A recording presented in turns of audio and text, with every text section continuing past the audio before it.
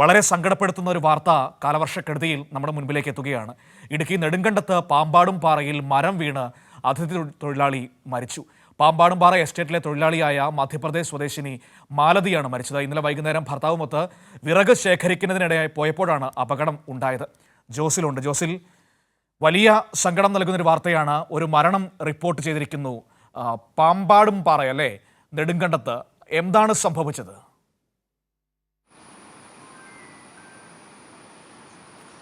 മനു, ഇന്നലെ വൈകിട്ടാണ് ഇത്തരത്തിൽ വിറക് ശേഖരിക്കുന്നതിന് വേണ്ടി ഭർത്താവുമൊത്ത് ഈ എസ്റ്റേറ്റിൽ പോയതായിരുന്നു ഈ മാലതി എന്ന് പറയുന്ന മധ്യപ്രദേശ് സ്വദേശിനി.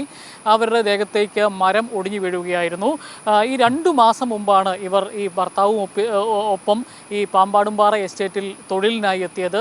അതിനിടയിലാണ് ഇത്തരത്തിൽ ഒരു ദാരുണമായ സംഭവം ഉണ്ടായത്.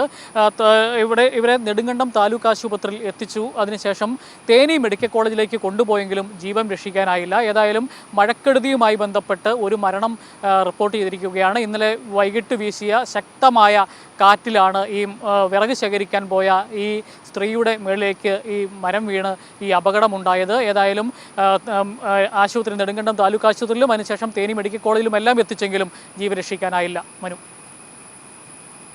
ശരി, ഏതായാലും ആശങ്കപ്പെടുത്തുന്ന ഒരു കാര്യം തന്നെയാണ്, നമുക്ക് സങ്കടപ്പെടുത്തുന്ന ഒരു കാര്യമാണ് ഈ മഴക്കെടുതിയിൽ ഒരു മരണം സംഭവിച്ചിരിക്കുന്നതെന്നത്.